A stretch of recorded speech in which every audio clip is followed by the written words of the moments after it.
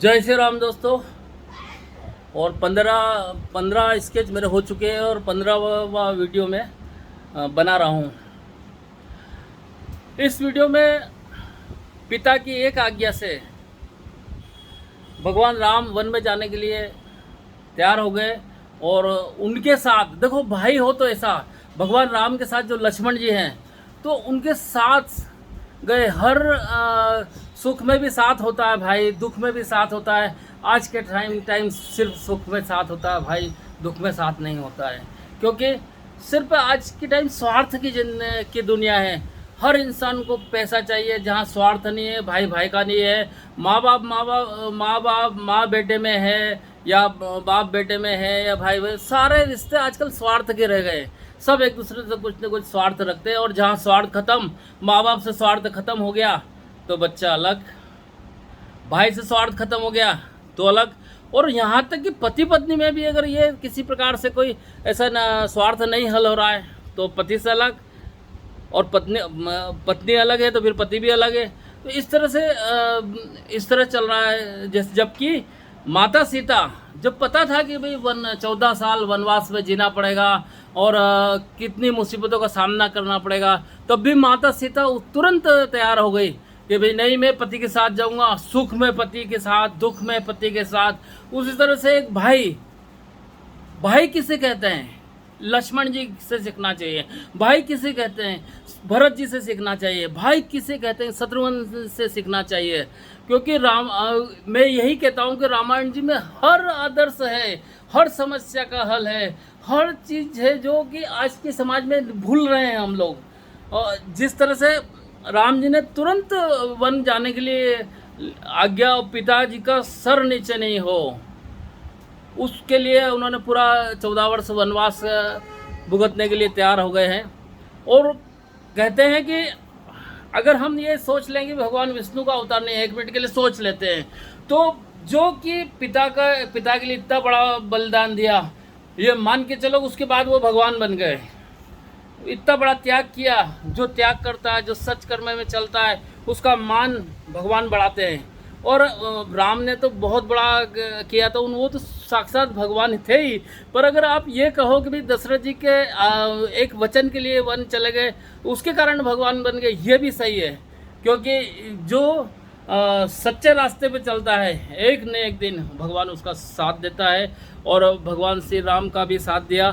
उन्होंने वन को भी ऐसे लिया कि उन्होंने यही कहा कि देखो, मुझे ये सुख मिलता है जैसे हम वानप्रस्थ आश्रम में जाते हैं तब साधु संत का आशीर्वाद मिलता है, प्यार मिलता है। तो मैं तो इतना खुशनसीब हूँ कि मुझे इस उम्र में मिल रहा है। उन्होंने इस तरह से लिया। नेगेटिव सोच के, कोई भी नेगेटिव बात को भी हम पॉजिटिव सोचेंगे तो हमारा वो नेगेटिव भी पॉजिटिव हो जाएगा। ये साक्षात उदाहरण हमारे से राम जी से सीखना चाहिए।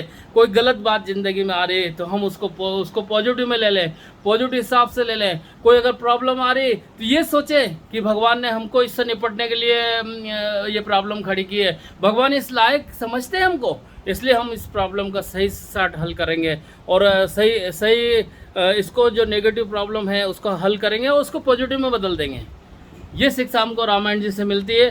और ये दोस्तों सबको सोचना चाहिए। कोई भी प्रकार से कोई भी प्रॉब्लम आए तो हमको इसी तरह से सोच के और ज़िंदगी जीना चाहिए, उस प्रॉब्लम का हल सोचना चाहिए।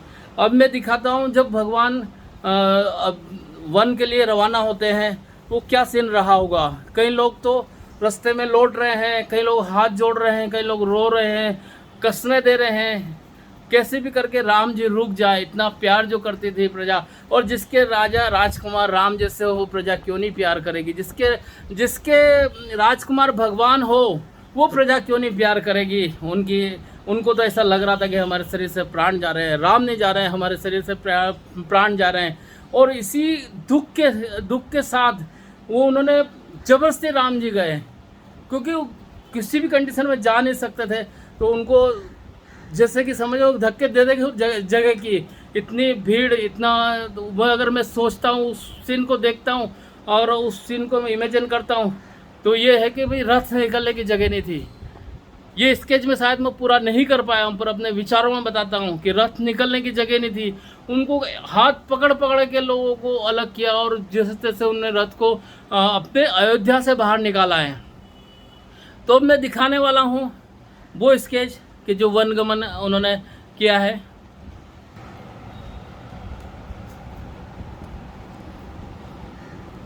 ये अयोध्या के मेन गेट से निकलते हुए हैं और ये महल है अयोध्या का। पीछे लक्ष्मण जी खड़े हैं और राम जी, सीता जी और सारथी। ये देखो, ये लोग ने रोकने की कोशिश कर रहे हैं, ये हाथ जोड़ रहे हैं, रुक जाइए राम, रुक जाइए।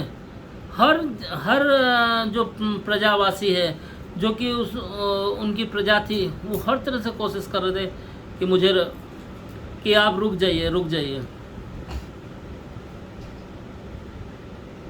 पर भगवान राम को तो अपने पिता का वचन पूरा करना था।